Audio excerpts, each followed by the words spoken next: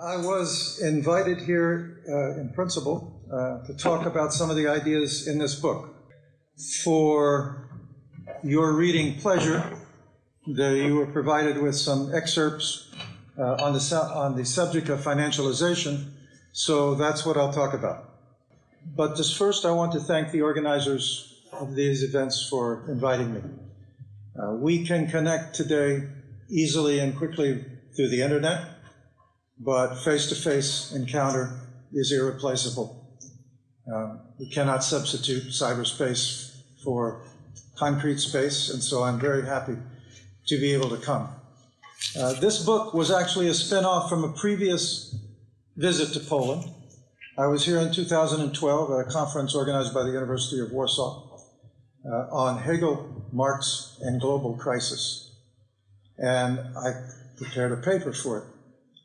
I went home and the publishing house said, "Why don't we publish this?" And I said, "Okay, but I should expand, I should elaborate. You know, it was just a paper for a talk." It wound up taking 3 years to elaborate. It was a lot of work, but eventually I finished. So, as Chris just said, I've been asked to speak twice, and I want to divide up what I talk about in these ways. First, today, I want to talk about history, and I want to talk about politics in history. Tomorrow, I'll talk about theory. I'll make a case why it's still relevant today to read and study Marx, but that's for tomorrow, okay? Now, since I think theory is only useful to the degree that it informs and enlightens and helps us figure out what to do next in political struggle, you can decide on the basis of what I say today whether or not you think listening to what I have to say about theory is worthwhile. All right? Politics is always the key issue. So, the reason why I think it's essential to frame the remarks historically and politically is because financialization, as we know it today, is merely the latest in a long evolution in the role of money and finance in the organization of modern capitalism, in the attempt to manage the social relationships of capitalism. And in order to understand what's happening recently, it's really important to know what happened before. This, of course, is the reason why they never teach you good history. All right? I'm sure you all have had the miserable experience of taking courses in history in which basically you're given names and dates, and usually the names of the so-called important people. If you get any social history, you're lucky at all. This is done with reason. Ignorance of history not only condemns people who are ignorant to repeat it, but it permits those who are not ignorant to reimpose things they've done in the past on people in the present, because people in the present don't know that it's been done to them before. Knowing what's happened in the past really helps in confronting what's going on at the present. Now, by financialization, most people understand a shift in the focus of capitalist investment and profit-making from industry, understood broadly to include manufacturing, agriculture, and services, to the financial sector, which is one part of the services. But from all those other domains of investment to finance, right? This is indeed a big change, because in most of the history of capitalism, finance has played a secondary role. It was basically provided vehicles for gathering money that could be used for investment, right, to put people to work and to control people by putting them to work. And the most striking thing for people my age, and I see a few of you who might be my age, a lot of you who are not, who are a lot younger and don't have my memories. But for people my age, we remember a long period of decades in which nobody paid attention to finance, because finance was stable. Finance was regulated, both at the national level and at the international level. The only people who were interested in finance and in the financial instability and in crises were historians interested in the 19th century and in the early 20th century before the Great Depression of the 1930s. When I was a graduate student at Stanford, there were no courses on financial crises. There were no courses. If you wanted a course on finance, you went to the business school and learned, how to work for bankers. But economists simply paid no attention because everything was under control. Today, of course, it's completely different. Today, everywhere, people are talking about and studying, trying to understand what's going on with finance because it's become so prominent and because it has been associated with tremendous instability and tremendous suffering.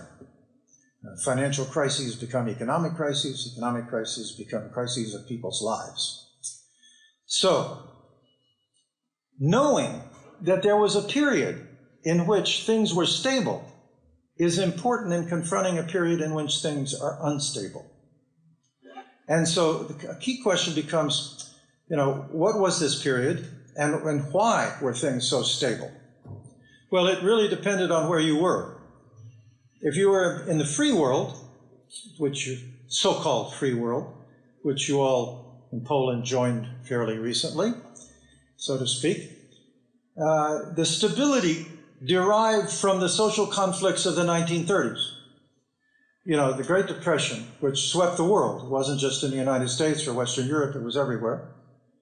And during that period, people said, as they say in Mexico, basta, enough. We've had it with this. And they rose up in protest against being forced to pay the price of financial and economic instability. And they were able to impose a set of conditions which eliminated financial crises. Understand this. This is from the bottom up. Okay? If you don't know that history, it's worth studying it even though it's not your history. Well, maybe it's your history, actually. I haven't studied it here in Poland, so I'm not entirely sure whether or not what happened in Poland in that period. For you to figure out, or me in the future. In the ex-colonial Third World, economists were busy introducing financial institutions everywhere because they considered them a stable part of economic development. My supervisor for my dissertation was a financial economist, and he worked precisely on that issue. And it was no big deal. It was just one of those things you did. If you wanted economies to grow, you introduced modern financial institutions. And they were stable, and they helped facilitate investment and growth, and therefore they were considered essential for development. Now, in the Soviet bloc, to which Poland joined after World War II, things were also stable, of course, because the government controlled all finance, or at least all finance on the surface. In reality, we know that there were vast black markets for everything, including money. Americans used to go to the Soviet Union with suitcases full of blue jeans that they would sell in the black market for rubles. It was a much better exchange rate than the official finance controlled by the state. But at any rate, we had stability. Now, all that,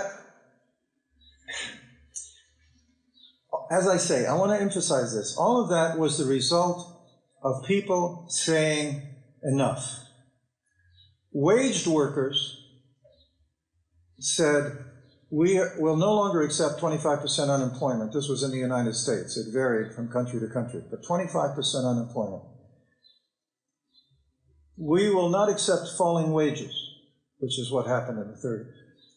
Those who lost their jobs, or who had never had jobs, organized in the streets and said, if you have no jobs, then we want money. We want to be compensated for being unemployed and for not having access to wages and salaries. They built 10 cities in Washington. The massive millions of people in the United States mobilized, unemployed people, people without wages. They mobilized in cities, demanding Social Security. Basically, a whole set of new institutions were created on the basis of these demands. And that laid the basis for the stability. In the case of waged workers, the way this was institutionalized was with what are called productivity deals. Union contracts were signed in which business and the labor unions agreed that as productivity went up, wages would go up, right? Benefits of economic development would be shared, and it was written in black and white. There were other formal, informal arrangements of the same sort. Unemployment compensation had rules. If you wanted to be compensated for not having a job, you had to look for a job. In other words, you had to do the work of making the labor market function. And you had to provide proof that you were doing this. In welfare programs, for people who had no wages and could not get unemployment compensation, there were an incredibly complicated set of rules that were imposed on people, but the result was huge amount of social welfare. If you ever get a chance to see a film called Welfare, watch it. It's 3 hours in a New York City welfare office where you find out just how much work it was to get welfare. And my guess is there's something similar to that here, but I'm not sure. Okay, all of this was rationalized by economists.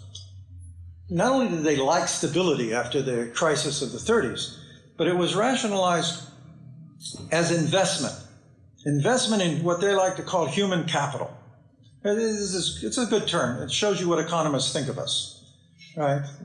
There's machines are capital, raw materials are capital, people are capital. You know, back in the 19th century, they were more blunt about this, but in the 20th century, you know, they try to pretend like there's something different between people and machines, at least most of the time. But economists are sometimes quite honest, and the term human capital is a good term for the way they thought about these things. So, to make a long story short, this long period of the 40s, the 50s, and the 60s, that's 3 decades of financial stability, was a result of this kind of social engineering and a cutting of deals with the working class, with people who were unwaged, across the social spectrum. Now, all of that came to an end. It came to an end in different places at different times, but it all came to an end. And we began once again to face instability. Not stability, but instability. The origins of that instability lay in the same place that the stability had originated, in the struggles of people. Only now, by the late 60s, people were no longer satisfied with the deals that had been cut. The deals had given workers, and this was, by the way, true in Western Europe as pretty much as well as in the United States, had given a great many workers steadily rising wages, because with investment and growth, you get rising productivity. A productivity deal means capitalists get more profit, but the workers also get more wages and benefits of various sorts. Now, the labor unions in that period, they didn't want to talk about their length of work time. They only wanted to talk about wages. You want to be careful about labor unions. I'm staying at the Gromada Hotel, and at the Gromada Hotel at the moment there is a Congress of OBS. Whatever you call the, how do you pronounce OPZZ? Yes. OBS. There's a Congress going on there. And the primary demand of this federation of labor unions is increased wages. When I saw that, I immediately thought, oh, well, we know that. That was the way it was in the 50s, 40s, and 50s, and 60s in the United States. That's all they wanted to talk about. Now, I did look through it and did discover that on page 16, there is a mention of the possibility of reducing working time. But it's obviously far down the list of priorities for the Labor Union Federation. But you see, when wages keep going up and up and up, inevitably you get to a point where there's no point in having higher wages if you don't have the time to enjoy them. Economists, microeconomists, eventually recognize this and recognize that there's a complementarity, they call it, between more money and more time, right? I mean, unless you're just, a hoarder who just piles stuff up, like an Italian worker in the film, The Working Class Goes to Heaven, he got the highest wages because he was the hardest worker, and he just bought stuff and bought stuff and bought stuff, piled it up on the shelves, until he lost his finger in the machine, and then he began to see the light and realized that there was more to life than piling shit up. It's inevitable that the deals that had been cut on the basis of stability, on the basis of people's demands, would eventually become inadequate. So workers began to demand less work time. But the labor unions didn't want to talk about it, like I said. The people who were who were getting unemployment compensation realized that they were making the labor market function, and they were doing all the work. The French caught on really quick about that. And the labor unions in France got organized, and they managed to force the passage of a law that makes the French companies who will lay off workers spend money helping the workers find new jobs. And they have to be notified like a year in advance. And then they have to be helped. It's like a university professor. If you don't get tenure, you're going to have to move on, but they give you a year in order to find another academic job. That's France. In the United States, it's pink slips, or as in England, as Chris was telling me, we were talking about this earlier, he's done some work in England. They call you in and they tell you you're fired. I mean, there's no advance notice, there's no compensation, there's no help. You're just out. That's American management. The French they were better than that. They did better than that. The people on welfare got tired. They were getting money, but they weren't getting very much, and they began to fight for more. And since in the big cities, into which had come an enormous number of blacks, of African Americans, who come out of the South with the mechanization of agriculture in the South. They moved into big cities in the South and big cities in the North. They began to use the welfare money to demand more. The money was not just it ceased being an investment in human capital, and it became a vehicle of struggle. Students. When I went to school, money was easy to get. I won scholarships doing scientific research for college. I got a Ford Foundation grant for graduate school that paid for 4 years of graduate education. My wife at the time had another one, which also paid for 4 years of graduate education. I mean, this was just grants. They just give you money. Not anymore. And what did we do with it? Well, we went to school, but we also challenged the university. We fought against the war in Vietnam. We supported the civil rights movement, right? We fought against the capitalist use of the universities for their purposes. We challenged curriculum. We demanded not capitalist economics, but radical economics, subversive sociology, women's studies, black studies, Chicano studies. We demanded a transformation of the university curriculum so we could do what we wanted to do and not just follow what other people were saying would lead to, good jobs and would produce the kind of workers the capitalists wanted. So we took the money and we challenged. All of that destabilized all of these social arrangements. Okay? So whether you're talking about people with wages or people with scholarships or people without wages, people on welfare, whatever, wherever you look, everything came undone. Everything was being challenged. the system that had been put in place, that had worked to stabilize everything for 30 years, 3 decades, was destabilized. Now, the response to this was counterattack. On all of those fronts, the policymakers, as always, bought and paid for the most part, by capitalists, counterattacked. And in those counterattacks, which were geared to each one of those domains, and of course varied from place to place, and country to country, situation to situation, money and finance played key roles. Right? Before, financial institutions just gathered money for investment. Part of those investments was in workers. Part of those investments was in students. Part of those investments was in welfare. Okay? But when that money was being used for subversive purposes, they started taking it back. Okay? And they started taking it back on both the national level and on the international level, and within all those domains. This started in the 1970s.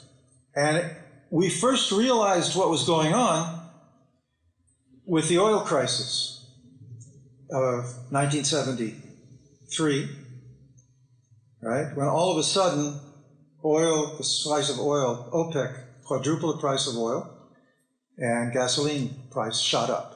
Much higher in Europe than it did in the United States, but nevertheless it shot up. And that hit real wages seriously.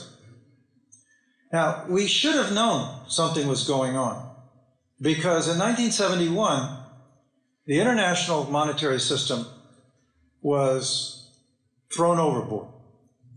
Part of the stabilization in the post-war period, part of those 30 years had been fixed exchange rates. Fixed exchange rates in which the major currencies were fixed in relation to each other, and they were all fixed in relationship to gold. And under those circumstances, the dollar became the international currency.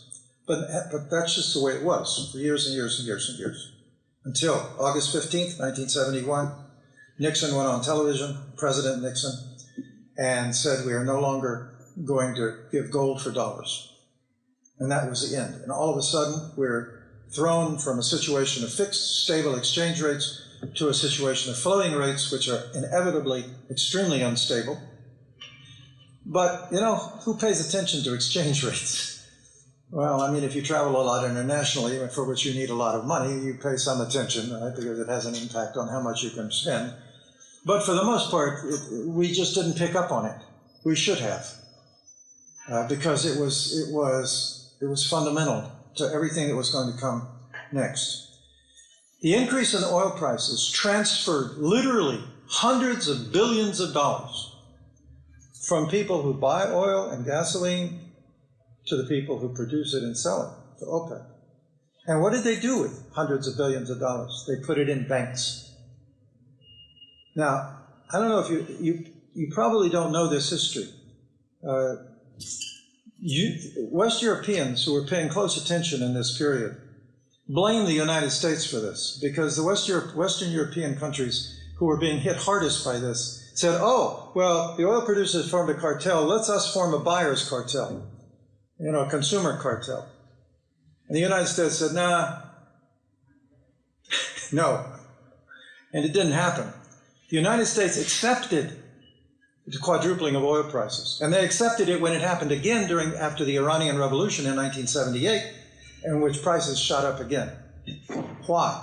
Because all of those hundreds of billions of dollars that were going into banks, they thought would become available to capitalists. This was a fantastic transfer of wealth from consumers and workers to capitalists. Okay? That's why the Americans accepted it. Now, and that's the way and so the 70s unfolded as a kind of chaos. The stability was gone. What was replacing it was unstable. Floating exchange rate at the international level. Domestically, attacks were beginning on all kinds of programs. They didn't get very far at first. Nixon, for example, wanted to eliminate food stamps. Food stamps were this program of giving people certificates that allows them, poor people, certificates that allows them to buy food. I don't know if you have anything like that here. But there was huge amounts of this in the wake of the Central City riots of the mid-60s, right? That was part of the attempt to stabilize the central cities. Nixon tried to roll it back. He couldn't do it. The 1980s began. Everything got worse. Jimmy Carter brought Paul Volcker into the Fed, which is our central bank, and said, we need, Paul, you have responsibility for dealing with this mess. And the number one problem at that point, they said, was inflation.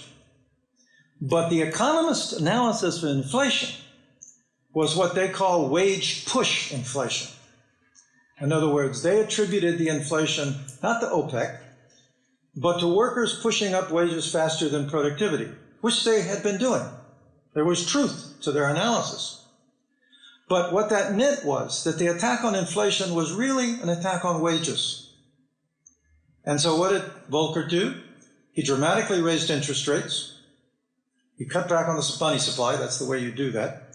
Interest rates shot up. Because they shot up in the United States, they shot up in London, they shot up in Paris, they shot up in Tokyo, they shot up in Singapore, right? Dramatically. And that did what? That threw the world into depression.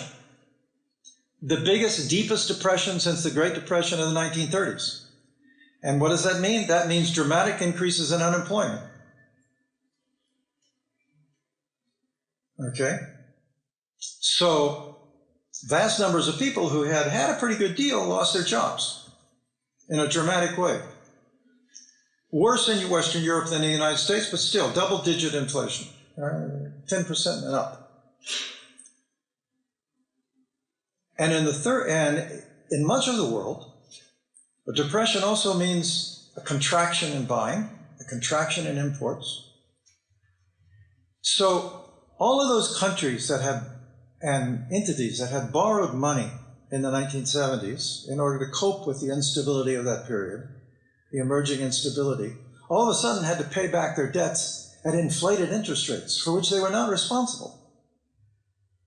And the result was chaos. Mexico defaulted on its debt in 1982.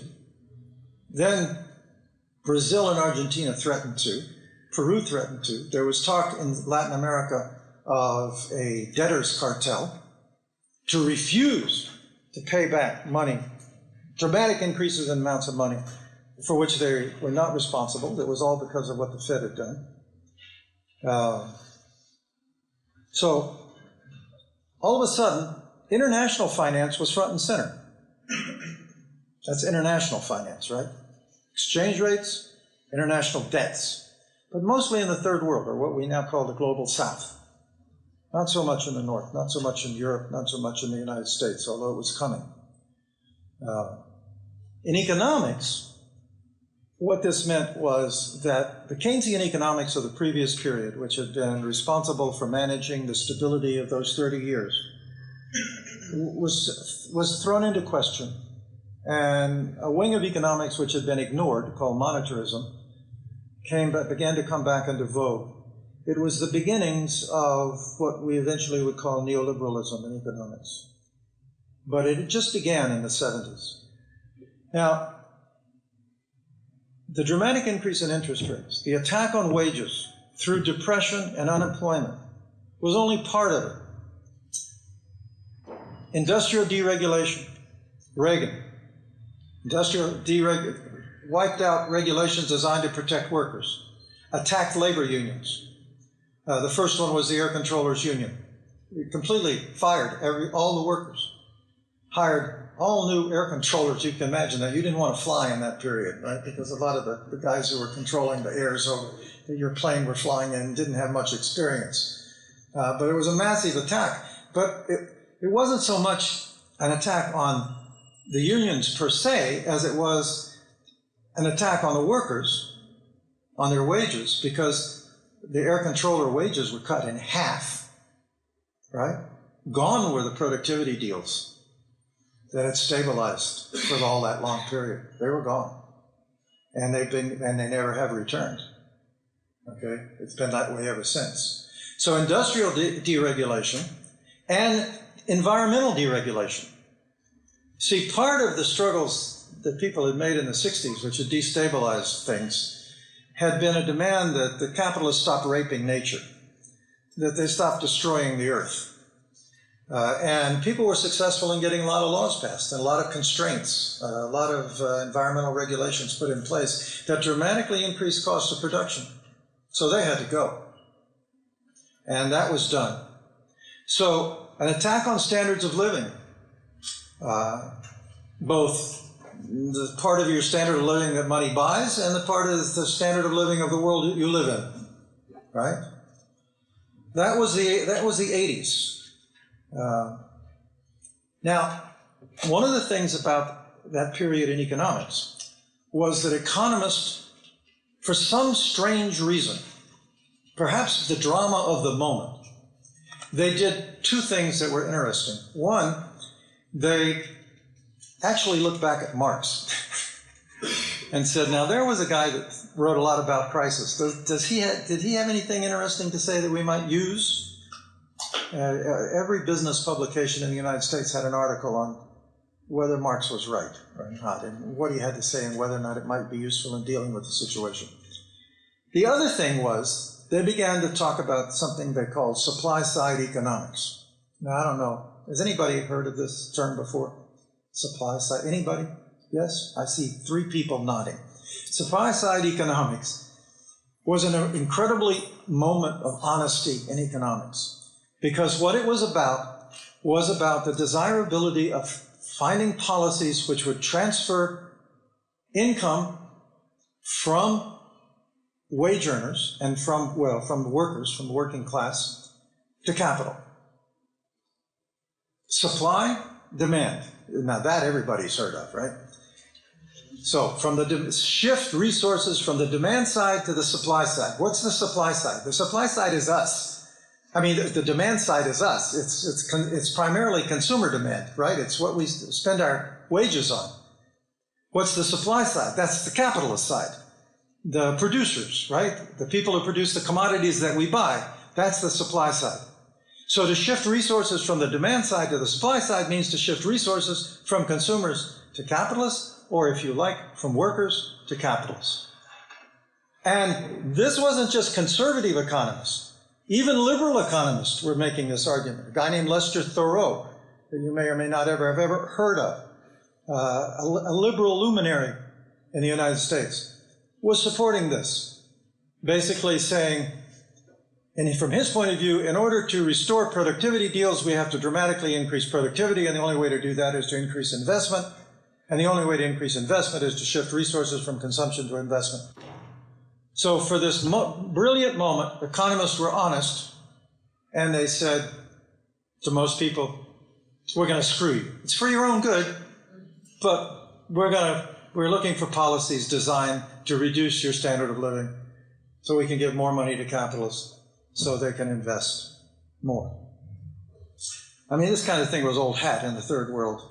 And of course, it's what the Soviet Union was all about throughout all of its history, right up to Kosygin and Brezhnev, when, thanks to Polish workers and the struggles in Poland that circulated into Russia, they actually implemented a kind of Keynesianism in which they began to increase wages and create pensions for workers on the kolhots and the Hozovhots. Otherwise, but it was new. It was new in our part of the world. So, the 1990s and the 2000s, the subsequent 20 years, have been a period of extreme instability. And increasingly, at the heart of that instability has been financial instability. Because all of these changes, the deregulation of industry included the deregulation of finance. All those laws that had been passed in the 1930s in response to the social struggles of workers, waged and unwaged, that had stabilized the financial sector, were removed. Even the ancient laws against usury that date back to the influence of the Catholic Church. The laws that said you can't charge 1,000% interest every month.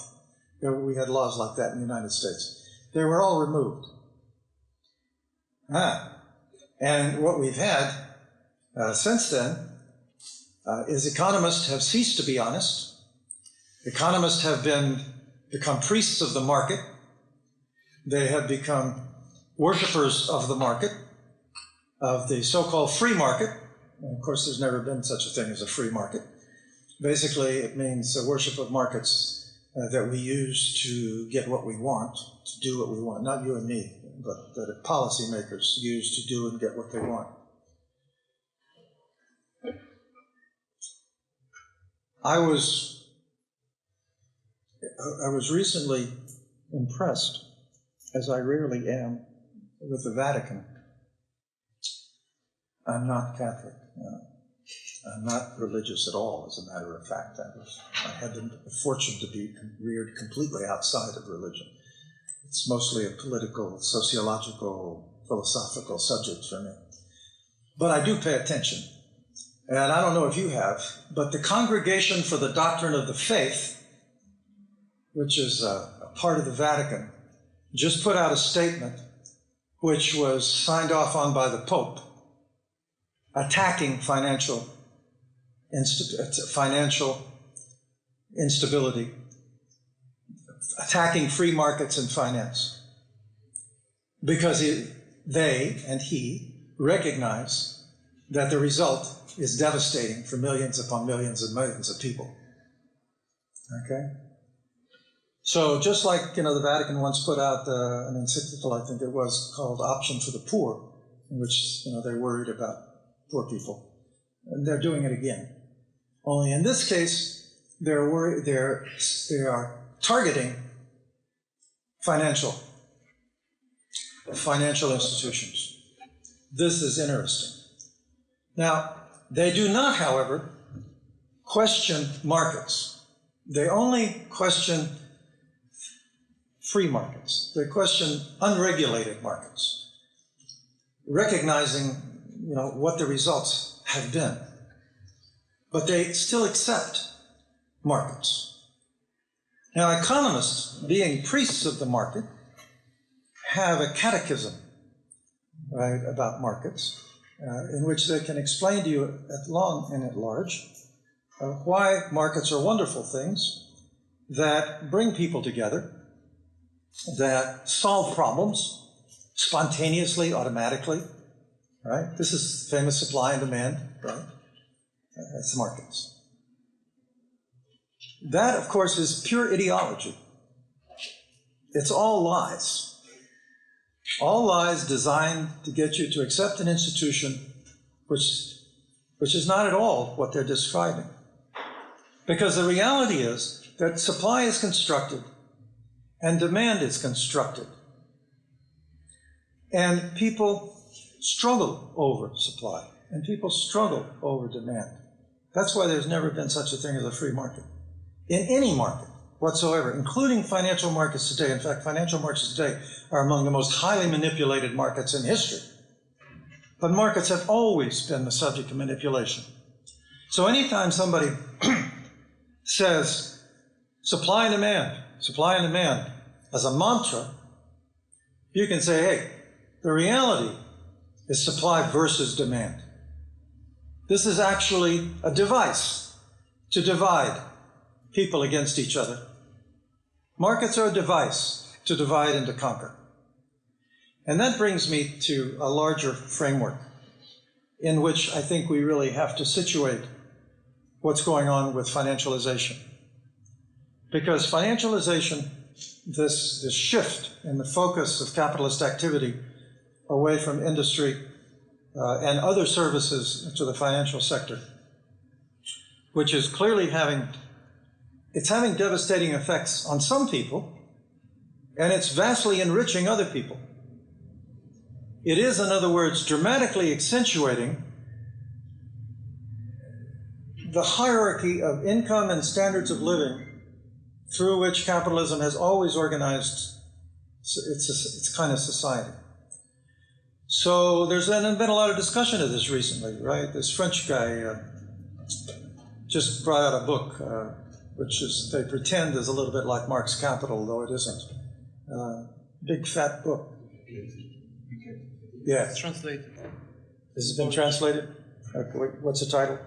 Capital. Capital. There you go. Okay, so maybe you've seen the book, okay? And it's about how there's an accentuation in inequality.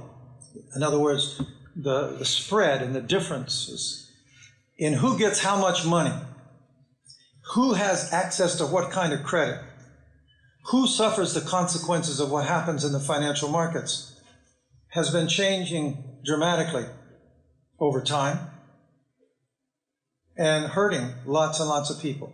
So it's being discussed. It's being discussed by this guy. It's being discussed in the Vatican. But divide and conquer is an old strategy. It's an ancient strategy. The masters of the ancient empires, Rome, Egypt, Greece, Persia, they used it to control areas that they conquered. God knows Poland has been subject to it. Poland was literally divided and conquered for a long time, over and over again. But today's politicians are doing this with a vengeance in every possible dimension, right?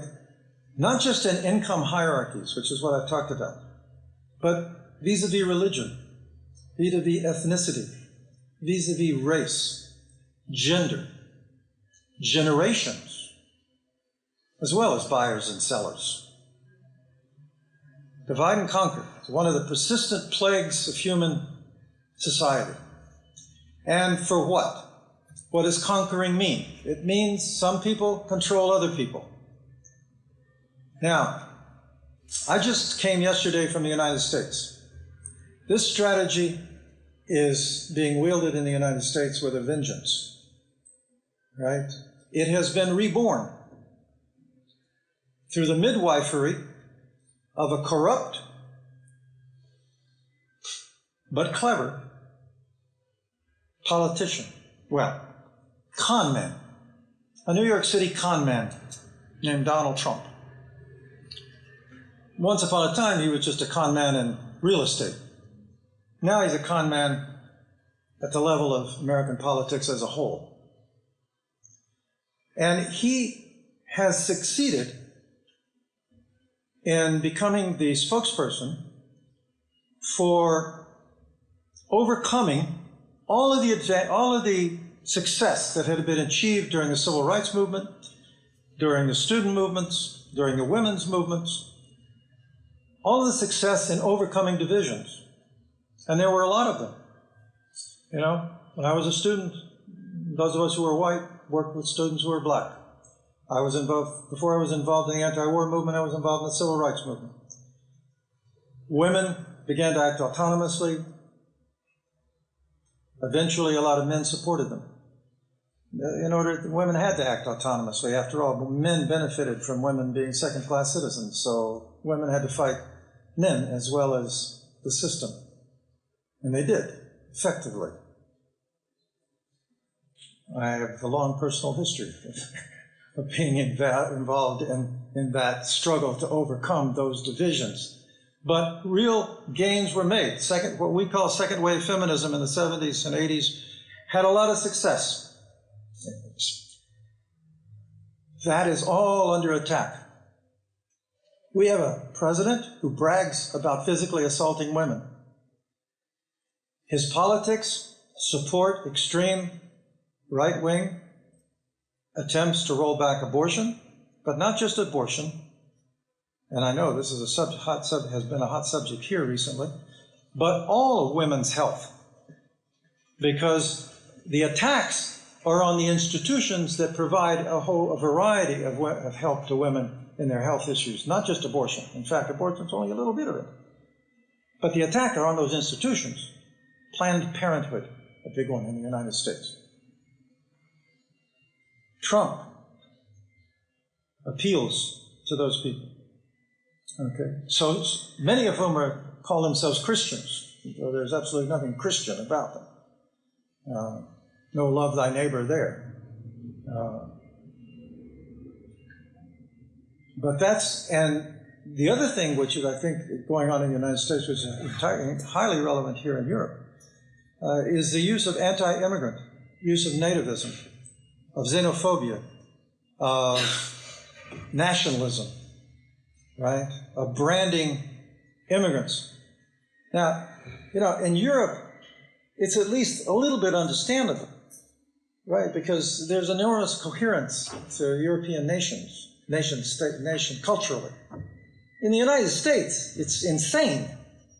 I mean, we're a nation of immigrants. I mean, we wiped out the indigenous population for all practical purposes. We, Europeans, wiped out, right? And ever since then, the United States has been a country of immigrants. Wave after wave of immigrants, including, by the way, lots and lots of Poles. First Polish food I ever ate was in Chicago, right? Where there's a huge Polish immigrant community. So it's hard for some of us to understand how it's possible to whip up so much anti-immigrant fervor in the United States, given this history. But the answer, of course, is the high unemployment, the attacks on wages, the reductions in standard of living, right, within the United States, which makes every new immigrant also looking for a job, also looking for an opportunity. It's possible to present them as threats to the people who have lost their jobs or who are afraid of losing their jobs, right? That's how it's possible. But that's what's being done, right? So it's been feasible because there has been real suffering over these last, well, it's grown, but 80s, 90s, 20s. It's going on now 4 or 5 decades. For 4 or 5 decades, we've had incredible instability. Like I say, most of you grew up with it. You've never known anything else. I gave you the earlier history because there was something else. And something else is imaginable. Even within capitalism. Now, a lot of us, of course, would like to get rid of capitalism, eliminate instability by getting rid of all of those institutions within capitalism which make life miserable in so many different ways. But even if you're not willing to go that far, even if you're not willing to think in those terms, there is a history in capitalism that shows that when people get organized well enough, when they become sufficiently militant in sufficiently creative ways, they can, in fact, impose stability on the system. It's been done in the past. It's imaginable that it might be done in the future.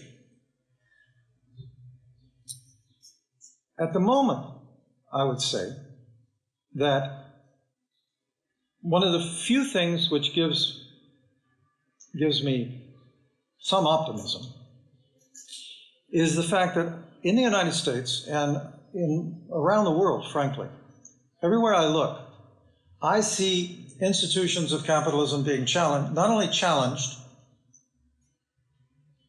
but interesting, imaginative, creative alternatives being posed.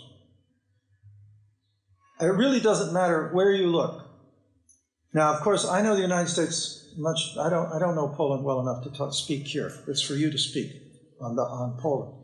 But in the United States, it doesn't matter where I look, whether I look in the job place or I look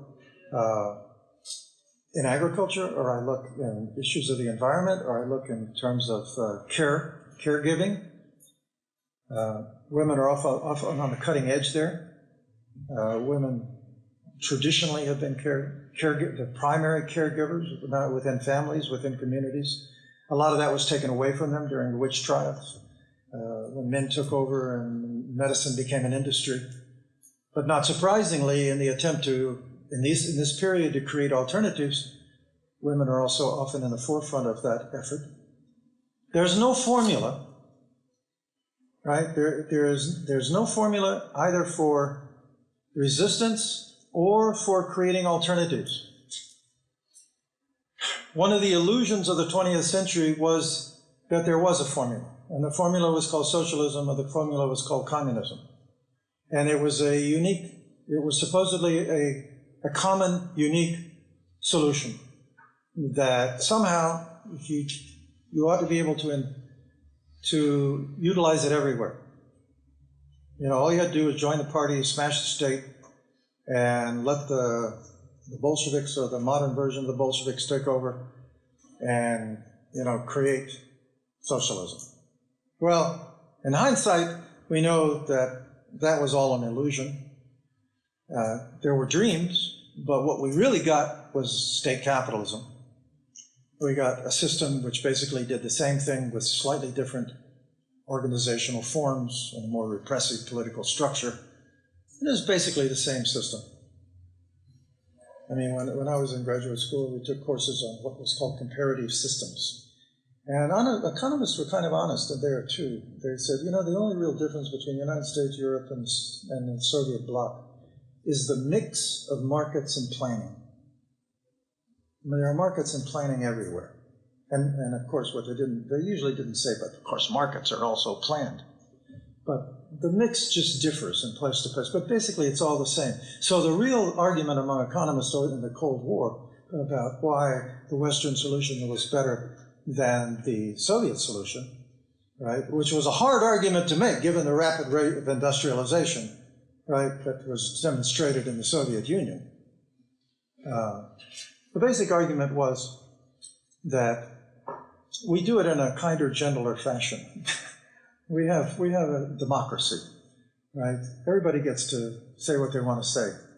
You know, we don't have an out-and-out police state. We're more effective. We use more markets, and that's more efficient than the kind of planning they're doing. So, of course, what happened, right?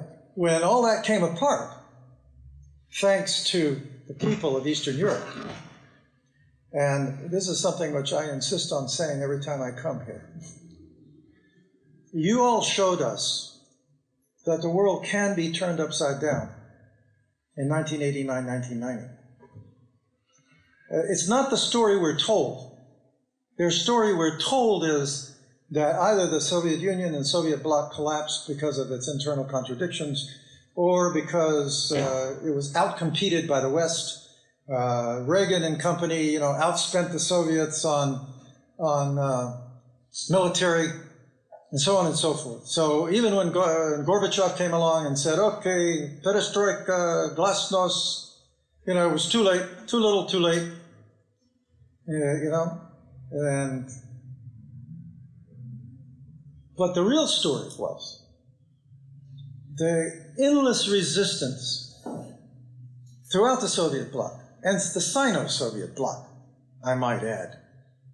Right? I don't know how much you pay attention to what's going on in China, but that's in a story which very much parallels the history of the Soviet bloc in Eastern Europe and Russia and the Soviet Empire. Well worth studying in terms of people's resistance. The first time I went to the Soviet Union was in 1985. It was 4 years before the fall of the wall.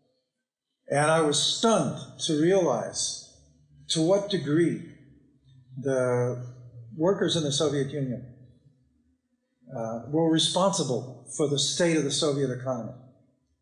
The amazing degree to which they had, with what Thorstein Veblen, a famous American economist, critic, heterodox economist, said, called the withdrawal of industrial efficiency. In other words, the sons of bitches didn't work. They went on the job, they went off for lunch, you know, they didn't come back. A lot of it was self-destructive. You know, alcoholism is a serious problem. It probably is here too.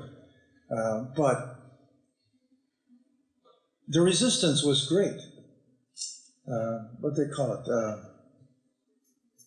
What do you call the underground press in the Soviet Union? I don't know. You mean title or in general? No, in general. You know, there was an underground press. Huh? Just underground press. No, it's not. There's another term for it. You know, throughout the Soviet period, I'm sure it was true here as well as in Russia, there was an underground press. There was an underground circulation. Samizdat. Samizdat. Yeah, samizdat. Thank you. Right? And when Gorbachev came along and opened Ogonyuk to the magazine, to samizdat, it all came out. It all spilled out. I mean, you don't read. I don't read Russian, but I've been told. It all came up from the underground to the surface. Right? Workers that nailed 35,000 heels to the toes of 35,000 pair of boots. Do you follow that? You didn't follow that. Think shoe factory. Producing boots. A boot has a toe and a heel, right? Most boots, the heels are attached. This factory in the Soviet Union, the workers attached 35,000 heels to the toes instead of the heels, sabotaging the production of 35,000 pairs of shoes. This was rampant. The Soviet Union fell steadily behind in the use of modern electronics because they couldn't trust the people. You didn't have access to Xerox machines because they knew it was going to be used by samizdat. I mean, samizdat circulated in carbon copies, for God's sake. You know, on typewriters, carbon copies. They didn't have Xerox machines because they wouldn't let them use them. They were only available in the military complexes of Russia. And when the personal computers came along, they certainly didn't want anybody to have them. Whereas in the United States, everybody had them. And because everybody had them, everybody could be creative and inventive. And the Electronic Frontier Foundation saw this and said, everything should be open. No intellectual property rights. So we have this enormous wave of creativity, and then the capitalists can commodify it, right? Which they've been doing ever since. But not in the West, not in the East, not in the Soviet Union. So, you know, the forms of struggle have varied enormously. The creativity has always been there everywhere. We are in a period in which that creativity has resulted in an enormous amount of instability, first caused by us, then now caused by them, policymakers, working for capitalists, trying to restabilize or regain control over people, to internalize their struggles so that it becomes part of the dynamism of the system. They're not doing very well at it. I mean, in certain domains, yes, like in cyberspace. You know, for a while, we owned cyberspace. It was our space. Now, cyberspace is very, very much a capitalist domain. It's both a capitalist domain and ours. The nice thing about cyberspace, it's easy to create, right? It's easy to create. So we keep creating it and we keep using it. I just discovered, what was the women's thing the women's conference? Yeah, Social Women's Congress. Yeah, well, which was in Poznań. in Polish. About the Congress? The name or something more? Well, the fact that it existed and that there's a website, and it showed me the website. Okay. So I should... Well, just tell them what I'm talking about. Harry nawiązuje do społecznego kongresu kobiet, który się odbył w Poznaniu w marcu. No, dostał informację na ten temat, gdyż Marcie się udało, która tutaj siedzi, Marcie się udało przetłumaczyć na angielski dość szybko postulaty, no i wysłaliśmy mu te postulaty i opis tego kongresu, no i szybko się o tym dowiedział. Właściwie wczoraj stwierdził, że z takimi postulatami to ja szczególnie nie mam dużo do powiedzenia, bo właśnie w tych postulatach jest wszystko zawarte, co ja mam do powiedzenia, więc chodzi tutaj o taki przykład szybkiej wymiany informacji między ruchami, jak zakładam. So I'm sitting in the United States and he points out, sends me the link. I go to this website and I say, wow, this is pretty cool. This was like, I sat up and took notice. I'm not quite sure what you call it, the Black Day. when 60, 90,000 women went into the streets dressed in black? Believe me, in the United States, those of us concerned with women's issues sat up and took notice when that happened. Now, we can only take notice, of course, when we know about these things. And the American press did not report these things, right? And, of course, most of us don't read Polish. So, for such creative activity to circulate internationally, it has to be circulated in either multiple languages or in a common language. And at this point in history, as Latin was the common language of the Roman Empire and Spanish was the common language of the Spanish Empire, English has been the common language of the American Empire throughout much of the last 50 years or so. So as annoying, and I know that when the wall came down, the airplanes from the United States to Poland and Hungary and Czechoslovakia and the Soviet Union were full of English teachers. They were coming over in order to integrate Poles into the American Empire. I mean, they didn't think that way, but that's effectively what they were going to do. Now, from our point of view, this is a mixed bag. On the one hand, it's cultural imperialism, not good. On the other hand, if it makes possible for you guys to write about your struggles in English so that we know about it, so that we can learn from it, that's great. So, like I say, there is no formula about how we get out of the mess that we're in. The old formula didn't work. And if anybody's still peddling it, you should point out to them it didn't work. So stop talking about it. Let's talk about something else. And when you start looking for something else to talk about, there's a lot to talk about. Except it's 8:15, which means I've been talking for an hour? Yeah, maybe? About. So I should shut up soon. But, like I say, the one thing that gives me optimism when I look around, I see lots and lots of creativity, lots of people doing interesting things. For 12 years, I worked with the Zapatistas in southern Mexico. The Zapatistas are the group of indigenous people, Mayan people, who still retain elements of their culture 500 years after conquest. It was a multilingual, multi-ethnic array of peoples. There are 5 or 6 different languages. Communities have different cultural patterns. Yet they, unlike the Balkans, which was dismembered, right? The Balkans, right? Ex-Yugoslavia, in which the Croatians, the Bosnians, and the Serbs tore each other to pieces. In Chiapas, all these different groups found ways to work together, right? They're all different. They spoke different languages. The only one they had in common was Spanish, the imperial language, of course. But they're able to work together. They continue to do so. And they continue to elaborate alternative institutions, alternative schools, alternative modes of health, modes of self-governance. I mean, if you have any interest at all in what goes on in the third world, I recommend to you that take a long, hard look at what's been going on in Chiapas, and you will be inspired by what's happening there. In the United States, I see other things, other places, other groups doing different kinds of things. There's a book called Zootopia,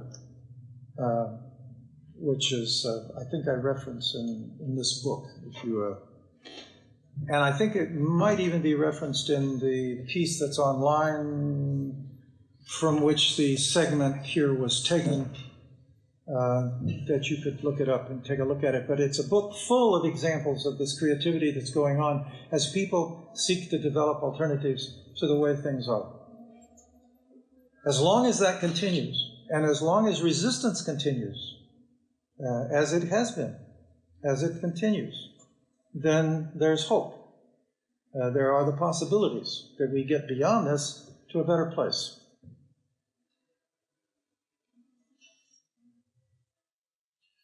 So, look around, Look back.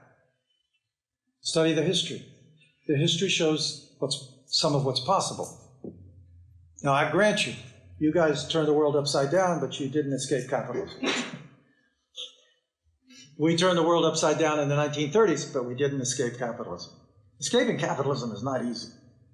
Let's face it. But in both cases, you got to a better form of capitalism.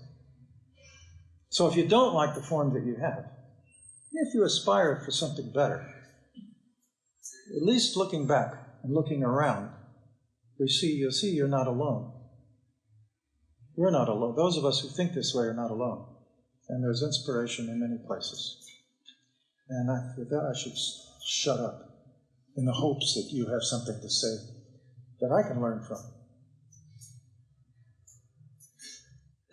Yes, okay. So, do we have any questions for now?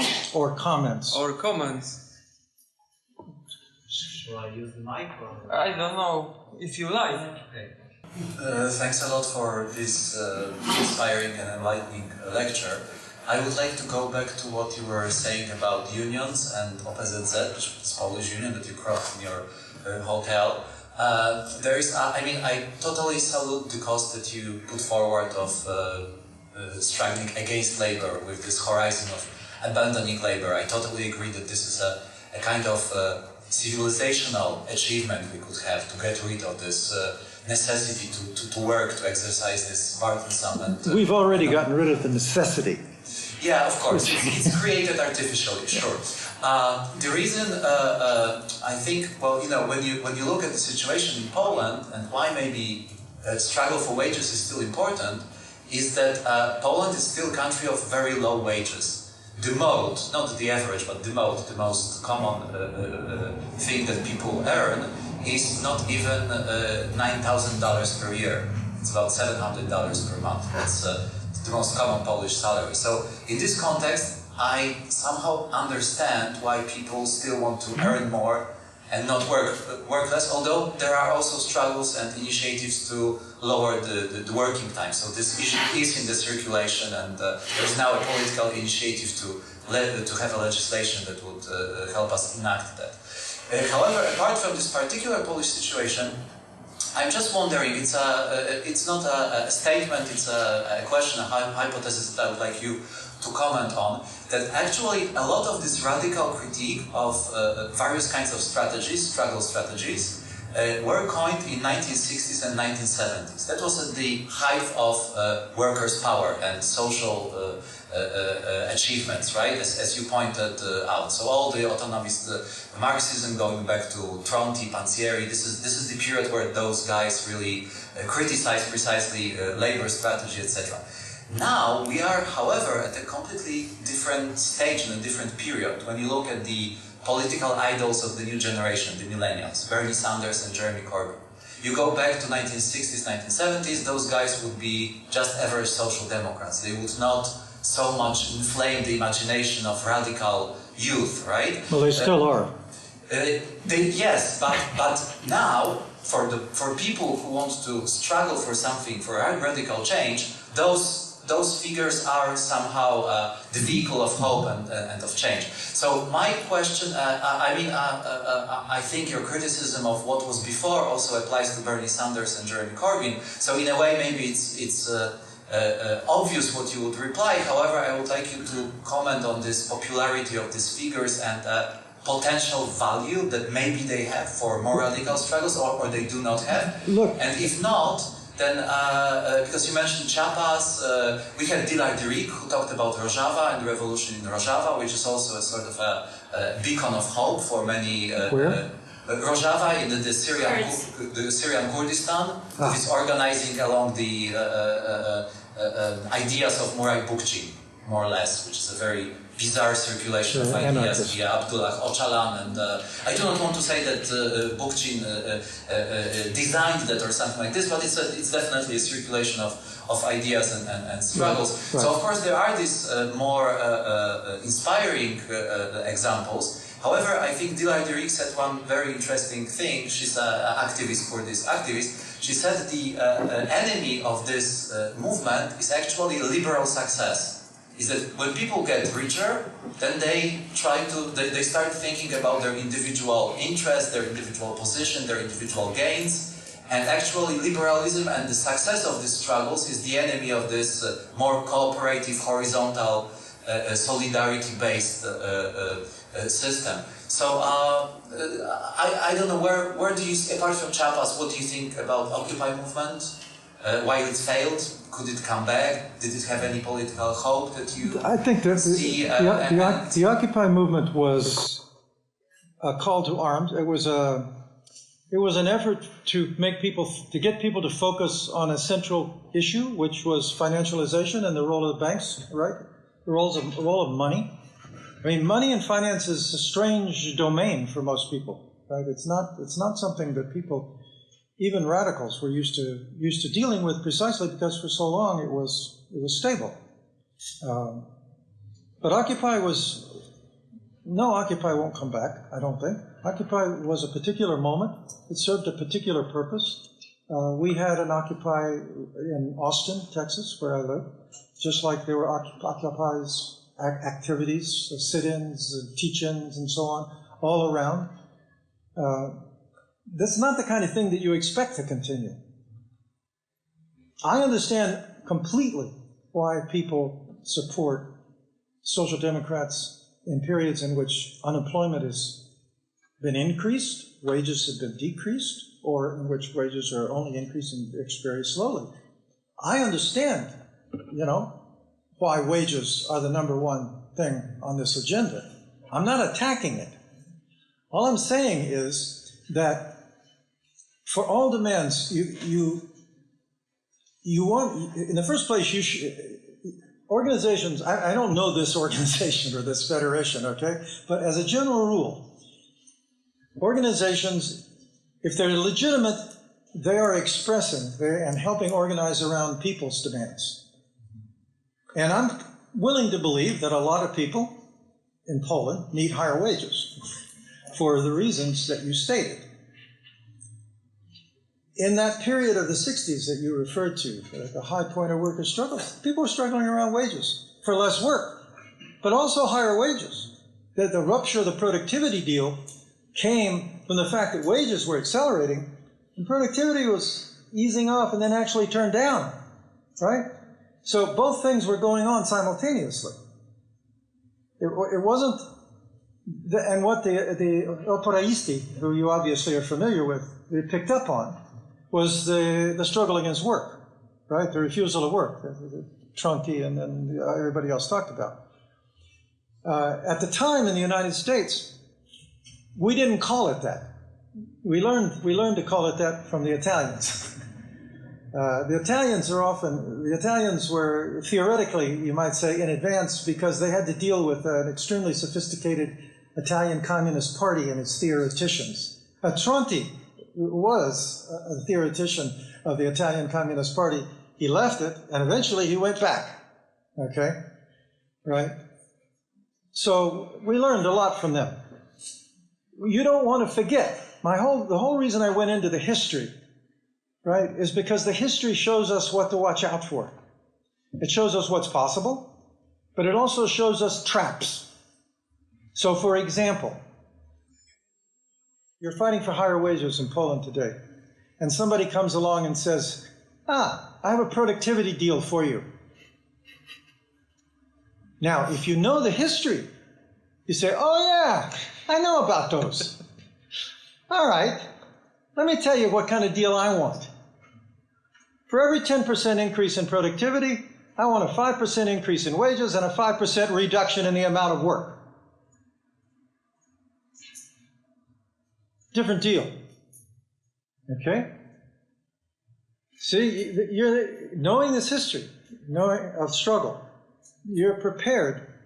You have tools, both theoretical and experiential, to bring to bear. Right now, I gather, I don't know if it's as bad here as it is in, say, Hungary, vis-a-vis immigrants, but we have this long history about how immigrants have been used against local workers. But we also, if you know it, we have a history of how that division has been overcome. You know, the attack on immigrants in France back in the 70s started because the opératifs spécialisés, who were mainly immigrant workers, cut a deal with the French workers, and the French workers supported the immigrant workers. So it was the beginning of the end of the ability to use workers from first Spain and Portugal and then North Africa and then French West Africa against French workers. And that was the reason. It was the overcoming of that division which has led to a lot of the more recent attacks on immigration, the attempt to pit immigrants against French workers. Every situation is different. In the United States, we have this kind of history. And people are now using this kind of history. I mean, I don't know if you know this, but in the 1960s, during that high point you referred to, part of that was the Chicano movement, the Mexican-American movement in the United States. And part of that was the formation of labor unions. The United Farm Workers in California, right, led by Cesar Chavez. I don't know if you know this, but at the beginning, they were offering to help the immigration authorities keep out Mexican workers. They were offering to collaborate with a crackdown on their brothers. It was the Mexican-American community that said, no, bullshit, you're not going to do that. And the result of that was that labor unions in the United States, for a long while, began to organize immigrant workers, irrespective of their immigrant status. The United Lady Garments Workers Union, one of the biggest unions in the clothing industry in the United States, organized immigrant workers and citizens together. So, you know, I'm not about to tell anybody what to do in any given situation. All I'm saying is learn from your past and learn from other people's past. Understand how the game is played, how they try to play the game, and what have been the most effective strategies and tactics that have been used to counter them, to get what you need, to meet your needs, to meet your demands. This is what we're doing right now in the United States, and other people are doing elsewhere. Or, you know, I assume something like that's going on here, but I don't know, because I was a professor. I retired in 2012, January before I came to Poland. But 40 years of teaching, one of the things I learned was how little history people know. Ignorance of history is one of the greatest weapons in the hands of ruling classes. If you don't know it, they can do it to you over and over again. If you know it. When I first went, that's the story, when I first went to Texas, Mexican-American students grabbed me, and they took me down to the border, to a little town on the border called Crystal City, where the cannery workers, you know what a cannery is, where fruit and vegetables are put into cans? On the assembly line? Yeah. You know, they cook it, and then they put it in cans, and they seal it up, and then they sell it in stores, right? So the workers down there who were working for Del Monte, and they formed a union, Los Obreros Unidos, and they were negotiating with Del Monte. And Del Monte was telling him all this bullshit.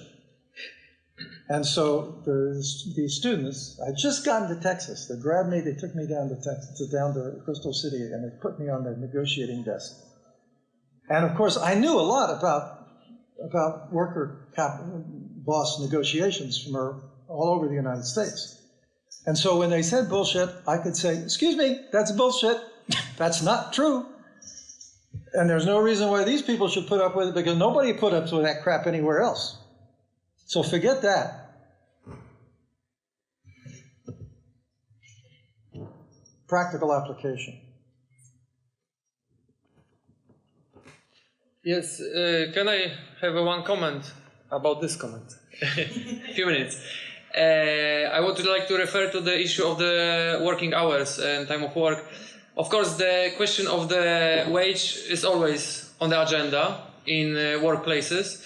But on the other hand, from my experience in the workers' union, in Inicjatywa Pracownicza, the conflicts about the times are all the time as well in the workplaces. We have some commissions which emerge because of the issue of the working hours. For example, nursery in Poznań, a few years ago after reform, the authorities raised 25 minutes more of work for them and didn't pay for it. The commission in Volkswagen in Poznań as well emerged because company trying to introduce the shift in the weekend. The Amazon workers have problems because the warehouse is quite big, and when the break is starting, they need to walk. They need to spend like 5 minutes to go to the canteen and return as well. So let's say 10 minutes less of break. And crane operators on Polish constructions, now you cannot work less than 10 hours per day. And now in the season, in the summer, it's 12 hours, 14 hours, even 16 hours. So at least these commissions show that the issue of the time is crucial. And especially the point about the wages in relation to the crane operators. You can have, let's say, in a month, 250 hours of work, and you can earn, let's say, 5,000 zloty, which for blue-collar worker is quite well wage. But the point is you have no time to spend it, because you are sitting all the time on the crane. And after the work, you are completely fucked. Of course, you can buy some better dinner, maybe take a taxi to home, but even that's all you can do. So it's as well the question of the free time and what we are doing in this free time. Do we have it or not? Yeah, this was my comment. Okay, someone else has something to say? There is behind you, Mikołaj. Want to say something? Thank you for this very interesting and very important lecture, I think. And I would like to ask you about what lessons can we draw from the history of struggles against financialization of finance for today, in respect to one demand, one issue, one idea that is quite, well, it, I think, divides the contemporary left, even the radical left, and I think that we can find both supporters and strong critics of this idea even in this crowd today, meaning basic income. When you mention the 30s and the struggles that led to stability of finance, you also mention the demands of social security. But at the same time, we of course know that the instability that we have today, and this is also what you talked about, was the effect of the attack on union strength and the strength of the working people, right? This is a very complicated history, and this is also a very complicated political issue about basic income. And I would like to ask you, what do you think about it? What lessons concerning this idea of decoupling income from work or income from wages can we draw for today's struggles? And maybe let's not talk about some neoliberal ideas of basic income, just maybe focus on progressive ideas of basic income, like it's proposed by more progressive, like it's proposed by Basic Income Earth Network, because this might be even a more interesting discussion if we don't even want to dismantle the welfare state, just to try to make it more progressive. Is it still a good idea or a bad idea? Methodologically, my point of departure is always to begin with things that people are already struggling about. As I understand it, for the most part, the idea of guaranteed basic income is an intellectual idea. I mean, it's an obvious. It first started being widely discussed in Western Europe in the 1980s when unemployment went double digit, right? Went up to 15% and above.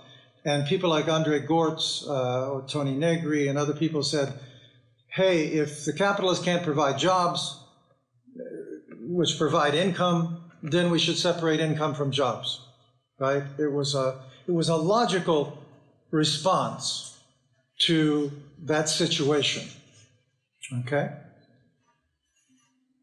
Another logical response is, let's get rid of capitalism. I mean, when we look around at all of the evils in the world, right, and I don't need to enumerate them, but in our civilization as we know it, most of them can be ascribed to capitalism. So there are many, many, many, many, many reasons to get rid of the system as a whole. And a lot of us would very much like to do that. Trying to mobilize people around that, on the other hand, never gets you very far. Now, this was, you know, because of the Bolsheviks, because in Western Europe, right, you had communist parties and socialist parties. Well, we still have socialist parties, but they're just liberal capitalist parties. But because you had communist parties, you could mobilize some people, usually students, right, a few workers, right, but mostly you had students who wanted to become Gramsci's organic intellectual, you know, get close to workers kind of thing. But it was never a demand from the bottom. And in the United States, it was much, much worse. I mean, the Communist Party in the United States was a joke, right? And so there was nobody ever, or very, very few people, a tiny, tiny number of people would mobilize around such an idea. So if you're trying to change things, you have to start with the struggles that exist. Now, what do you do with them? Well, my second rule of the thumb is that you try to link them. Because in isolation, you always lose. Or let's say what you can win is you either lose or what you can win is extremely limited. Right? The more you link, the more you overcome those divisions I was talking about, the divisions which have permitted the capitalists to conquer, the more strength you have. And the more you link causes, reasons why people are struggling, the more general the ideas people are ready to talk about. You know? It's like, I don't know, looking back, let's take the women's movement in the United States. When the so-called second wave feminism emerged in the 1970s, in the late 60s and 1970s in the United States, women were talking about what they called women's issues. And at that time, among other things, a feminist that I knew, that I met in France actually, forced me to read Simone de Beauvoir's The Second Sex. And when I read it, I realized that it wasn't just about women's issues. That so much of what she was saying was true about men as well as about women. So the way we sought to link the anti-war movement, which was basically organized mostly, it was both men and women, but I'd say men were, the major figures were male. The way we linked those two things was to show what there was in both that benefited the other, in each movement that benefited the other. You know? I mean, women were demanding parity in everything. And that included for a long time, the right to join the battlefield. But we had a whole critique of the battlefield, right? Which we could bring to that discussion and say, wait a second, is this exactly the way you want to formulate things? And of course, they had a critique of patriarchal structures, and that which is what we had inherited. And so in the anti-war movement became infused with feminist practice. And meeting after meeting after meeting, for example, involved trying to figure out how to reorganize meetings so that women would have as much of a voice as men, or more generally, that people who were not used to public speaking would feel free to speak. How do you organize that? Because we all grew up in a highly competitive environment, right, in which only a few people learn to be speakers. So, with respect to guaranteed basic income, I think it's great. I'd love to have guaranteed basic income for everybody. I mean, it's like higher wages for everybody. It raises the floor. It changes the terrain of struggle, right? Reduction in work time.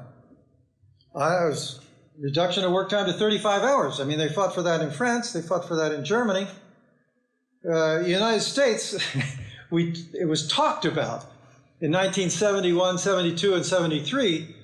And then along came the Great Recession of 74, 75, and it was wiped off the agenda.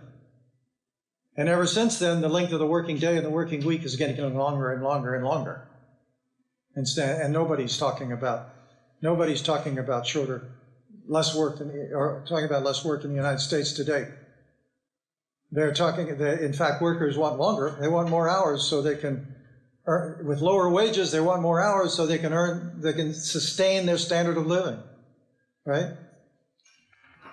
So it's a non-starter from the point of view of political organizing, if people are not there. So I say you start where the struggles are, with the preoccupations. And as Krzysztof just said, they vary from place to place. Even in a general area like ours, it's different in Amazon than it is in crane workers, than it is in other groups, maybe in the academy even, right? In universities. In universities in the United States, there's a constant attempt to increase working hours. There's an increase on students and an increase on faculty. And in order to impose it on students, they make the rules to obtain loans more difficult. To impose it on faculty, they bring in what are called adjunct faculty, people with no tenure, people who are paid by the course, right, whose wages are much lower and their benefits are non-existent. So the strategies are different, the situations are different, the strategies are different. So how do you talk about it? You can't just talk about shorting hours until you're at the point where you can do that. Have you read chapter 10 in volume 1 of Capital? By any chance? By any chance. Yeah. It's translating. Huh? It's translated by some writing of mine. So yes. Something. So you know the history that's covered in chapter 10, right? About the struggle over the length of the working day. It didn't start out with a general demand for 8 hours or 10 hours, right? The struggle unfolded different ways in different places. And even, with the charter, they weren't there yet, right? And eventually, things got well enough organized and people talked to each other and people began to see, and the factory inspector reports made it clear, and the whole discussion moved to a higher level. And it became a struggle for 10 hours, and then a struggle for 8 hours, and a struggle for the 5-day week, right? And then, at least in the United States, it disappeared. And it all shifted to, weekend. Well, we had the weekend, so we wanted vacation time. Workers with more wages wanted vacation, until the wages got high enough. And then the labor unions wouldn't talk about it. And so we did wildcat strikes, right? We said, screw you, we're just not showing up on Monday, or we're not showing up on Friday. We'll take the time. If the unions won't negotiate it, we'll take the time. And by the early 70s, that forced the unions to start talking about it. So I say, I think your question was specifically about guaranteed basic income, but it's applicable to any good idea, any logically coherent response to a situation. It's not necessary. It may be a good idea, and it may be a place where you can get to, But you get there through real, ongoing, concrete struggles. So if you want to get there, you've got to go to those struggles, and you've got to, organize. I mean, it's the same deal with capitalism, right? I mean, I say one of the things that gives me hope, makes me optimistic, is the fact that I see everything challenged. The problem is all the challenges are separate. Well, not all, but they tend to be separate. Environmentalists are doing this over here, wage workers are doing this over here, women are doing this over here. But in part thanks to the internet, the linking of these things is now happening much, much faster. Much, much faster. For example, Trump partly got elected by saying, we're going to bring back coal, which might be a big deal in Poland, where coal and struggles of coal miners and so on has a long, long history. Well, of course, it's nonsense. Because I think today there are only like 35,000 coal miners in the United States. Right? Even from a capitalist point of view, it's nonsense. All the jobs in the energy sectors are in solar and wind and all kinds of other alternative energy sources. So it's an argument that makes no sense. The only people it appeals to, are coal miners trying to hold on to their jobs. Right? So how do other people appeal to coal miners? Well, personally, my attitude is we just pension them all off. We just give every coal miner a nice, fat pension. So basic income. And say go home. Go play music, go make bluegrass. Go fishing, go hunting, hang out, make culture. You don't have to go to the pits anymore. No more black lung, no more roof falling on your head. It's finished, all that. That's all that was insane to start with. Now, people aren't quite there yet, but I wouldn't be surprised to see people say that. A guy like Bernie Sanders, can say something like that, okay? And that will make sense to a lot of people. I mean, the Sanders phenomena was quite remarkable. I mean, I paid a lot of attention to it at the time. But less to Corbyn in England, but certainly I was paying attention in the case of Sanders. He's like Varoufakis. He wants to save capitalism. But he's like a voice from the 30s. He wants a capitalism with a human face, right? And I prefer a capitalism with a human face to a capitalism with a demon's face, right? I prefer the New Deal to fascism. I prefer the New Deal to Stalinism. It's a better deal. But we have all that history now. So as we negotiate new deals, we can keep all those in mind, as well as what we really want. Because in the end, forever there's been this schism between reformism and revolutionary, right? It goes back to the Second International, right? Where you had the Social Democrats on the one hand and the revolutionaries, Rosa Luxemburg, Lenin, and all those guys on the other hand. And people have tended to think in these terms. Well, Marx didn't think in those terms. Marx supported reforms out the kazoo. He supported the charter. He supported the struggle for lower working hours. He supported the struggle for higher wages, right? All those things. The key issue is always, if you win what you're struggling for, will it move you forward towards where you want to wind up? That's the key issue. And the capitalists know all kinds of ways to keep that from happening. So we need to know them to avoid them. So that when we make these demands, right, which are not for the end of capitalism, but to make our lives better, that we make our lives better in ways that move the whole discussion towards where we want to wind up, which is getting rid of the whole sorry, insane way of organizing society. At least that's my rule of the thumb.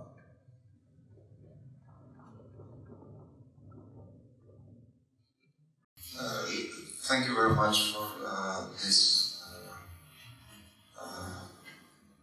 great analysis of the relations, historical relations of time and wage. But for me, capitalism is basically about owning the capital, and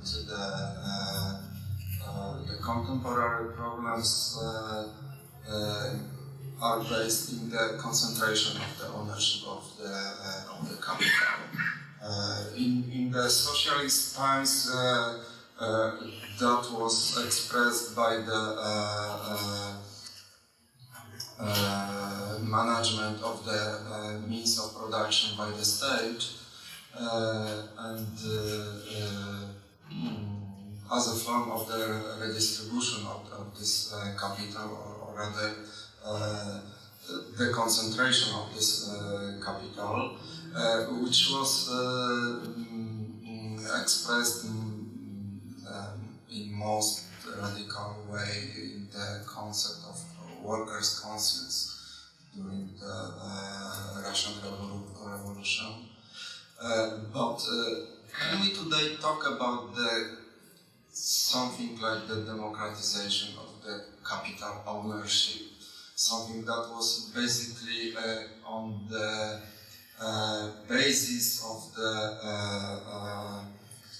success of the IT startups at the beginning of 90s and 2000s, when the that's what they called it. Offered the stock options. You know, in 1968 in So Paris, it was right? the form of the France. democratization. Revolution, almost.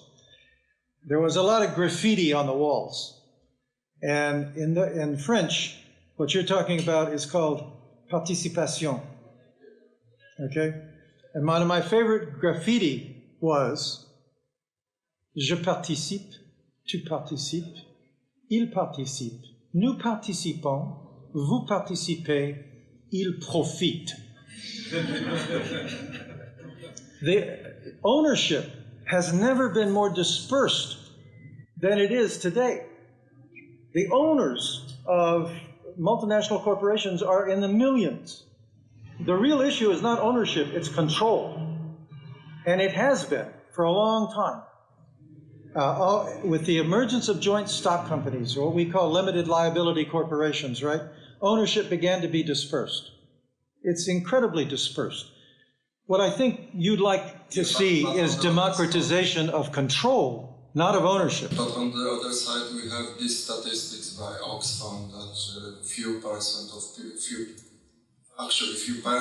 own most of the capital wealth in the world. So it's basically against what you are claiming, that there is a huge concentration of capital in the hands of It's not ownership. Bunch of people. It's not ownership, it's income and wealth that's concentrated. Yeah, true. Okay, but that's different, right? So if that's the problem, then the question is, how do you fight that? How do you overcome that? Okay, and that's not the same as the issue of ownership. See, in a certain sense, they diffuse that. I mean, this is a long history, but ownership is not the way to think about it, I think. I mean, because it really is diffused, but wealth and income is extremely highly concentrated. If you don't like it, attack that. I attack that. In the United States, I argue for going back to the tax structure of the 1950s. In the 1950s, the upper tax rate, the tax rate on the highest levels of income was 90%. Yeah, but what I see is that there is no possibility in US exactly of the wealth taxation as the proposition of Piketty is in his book on capital. So the basic proposition is to tax the capital instead of wages. But in US it's impossible, because it's already in the first article, the fathers of your constitution did not allow for the non-proportional taxation of capital, of wealth. Yeah, I'm familiar with the proposal. I think about it a little bit like the proposal for guaranteed basic income. And a lot of other proposals. What do you think about the proposition of taxation of the capital instead of wages, as we can observe that the taxation of wages? I don't see anybody fighting for it. Yeah, sure. So that's. He's been fighting for it for years. No. But basically, I mean, movement. There are such voices, but not on the side that we could expect. Because in Poland, for example, the most active in this area, so basically the small entrepreneurs, not the workers. They are fighting that they have to pay too much for their workers, because most of it is taken by the state, not by the workers, employees. So it's very unexpected, actually, fight. But they are very active in this idea, and most of the associations of employers in Poland actually express it, that the taxation of the wages is too high. Uh-huh. Well, good for them. But they mix the taxation with the social security contribution. And Yeah. they treat it as a tax. Because they also have to pay, right? Yes, Yeah, that's it's right. divided in Poland It's between the right. employee and... It's the same in the United States. It's the same. It's the same. Yeah. But it's also a historical trend when we look at the levels of taxation in OECD countries. They grew from 1965 as a percentage of GDP, but this is mostly because of the growth of the taxation of the labor wages. But within that taxation of the labor, the taxation of the income fell, but the taxation of the so-called social security taxes or insurance taxes grew. So the most of this growth of the taxation comes from the social security taxes. So basically, the social security taxes are used now as a tool to tax wages, labor. Yeah, I mean, haven't they always been? I mean, it's just more now. Yes, it's growing. I have a question for you. What is the rationale of Social Security payments in Poland? I don't know. I'm not familiar. But I'll tell you what it is in the United States, and you can tell me whether or not it's the same in Poland. In the United States, the rationale for Social Security taxes paid by workers is that you pay Social Security in today so that Social Security will be available for you in the future, right? It's like a pension. It's like savings, right? That's the way it's presented. Now the reality of Social Security is simple. It has nothing to do with that. It's simply a transfer of income from wage earners to non-wage earners. Okay? In other words, it's what some people would call a welfare program. It's an income transfer program. But the rationale they give is all wrapped up in, morality, right? You work today, you save today, then you're taken care of later. Instead of saying, hey, we've got plenty of money to take care of people when they no longer have a job. So we're just going to transfer to them whatever they need. Logically, we can make that argument and call for an end to Social Security taxation and say, hey, tax business, and use those taxes to pay workers. Actually, they were working before they got paid. They're probably still working after they're paid. Let business pay for it. I mean, we can make all kinds of arguments about how it should be done logically, but I don't know. What is the argument here in Poland? What do they say about the Social Security taxes in Poland? Is it the same rationale? Oh, it's more complicated because we have few systems actually, and one part is basically the rationale of supporting already people on the pension that come from the old socialist system, and it's a part of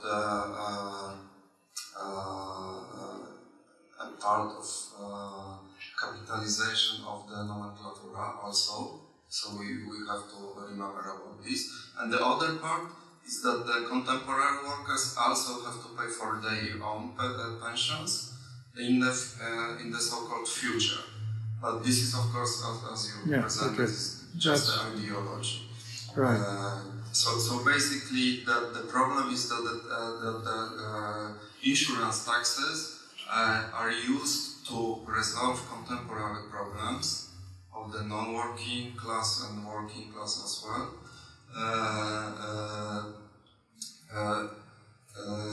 Instead of the financing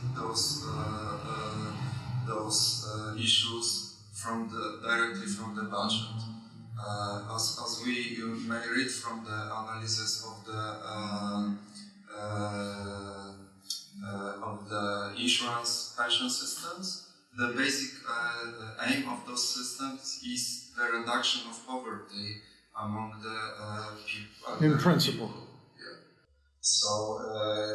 I mean, I say in principle because capitalism has never eliminated poverty. It will never eliminate poverty because poverty is essential to its functioning. Yeah, I know. So it's the rationale. So this is why these systems are constructed in such a way. So what you're describing is something that's debated every year in Parliament, in the government, about the structure of the fiscal balance in the state, the structure of taxes and the structure of expenditures. Okay, we fight over that too. But once again, the question is, who is mobilizing around what? So, for example, right now, the Trump administration is trying to cut back on environmental protections and on the enforcement of environmental rules and on the elimination of those rules. Yes, but what you are talking is the effects. No, I'm talking about what they're trying to do. The redistribution has two sides. One, where you are taking from and where you redistribute. Yes. So what I'm talking is the first part, where you are taking from. Yes. And this is also influencing the inequalities and may influence inequalities, exploitation of the workers, but it may be constructed in a different way. Yeah, I understand. And all I would say to you is, your two friends said you've been fighting about this for a long time. How many people are supporting that? I hope a lot. I'm all for taxing capitalists more and workers less. Makes perfectly good sense to me. Not just because of Pickering, not just because of the arguments in that book. It just makes sense. It's a good idea in general. But again, do you have a constituency? Can you build a constituency? Right? Who is likely to join such an effort? How can you link the idea to other struggles around other issues? And those are questions to you. I'm not expecting you to answer them. Those are the questions I would ask if I were trying to do that. Yeah, but this is actually the very beginning of the question, how to mobilize people around the issues of taxation. You start with what they're already mobilized around. Always start with existing struggles. Don't try to create them out of nothing. There's this large struggle that's been taking place over the past, month in all of Poland, and it's about what you're saying. And actually, I think you would do well to link up with these people. But it's disabled people and their caretakers who are on pensions, but they receive extremely low pensions, so they manage to actually break into the parliament, occupy it for over, 37 days right now, and they manage to force the government to, essentially the government has come up with a program to tax the rich. Tax the rich in order to tax the income of the richest people in order to give these disabled folks a better pension. So I think, Stefan, this is your future, for the future for your ideas. I think It sounds very easy to link to what you're saying. There are already changes in the taxation of insurance taxes, and I know already that I had some influence on it, so there is possibility. Still along the line of building a constituency, so now there's this 100th anniversary of the capital, and I've been observing quite a lot of discussions during conferences in Poland.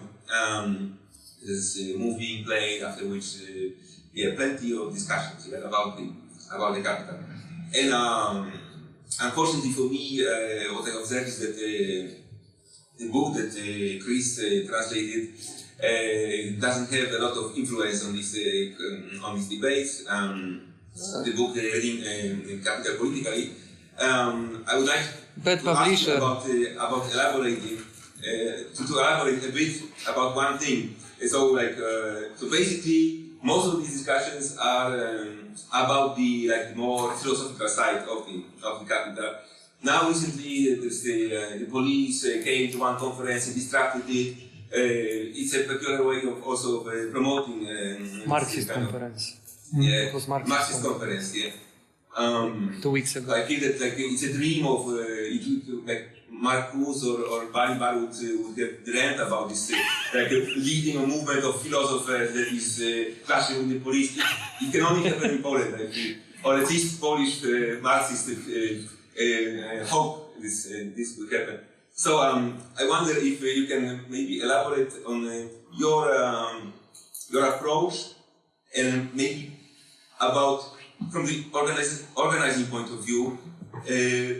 You spoke about looking at the history. So in the history of Marxism, from the organizing point of view, where did it lead? The more philosophical approach to reading the Capital.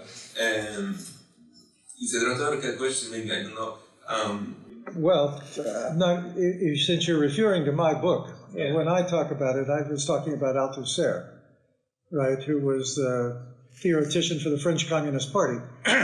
Because it's reading Capital Politically was translated in Polish, Polityczne czytanie kapitału, so as I don't know, Chris or you mentioned in the beginning, that it's more, your approach is more about reading it as a handbook for the workers, as like Marx wrote it like this. He shows us how the system works, and we can use that understanding against it. Yeah. Look, I'm an academic. I was an academic. My struggles were in the university. I mean, sometimes I linked with struggles outside. I mentioned with cannery workers in the valley. I mentioned the Zapatistas. But my work was in the university. My work was producing labor power. That's what I was supposed to do. So, of course, I worked very hard to subvert my work and not produce labor power, but to produce anti-labor power. Right? And so did students and a few faculty. But mostly, academics are among the most finely divided and conquered groups of workers in the world. You know, they're totally competitive with each other. You know, they scramble for position. They chase after crumbs. I've never seen a university movement spearheaded by faculty. It's always students or blue-collar workers.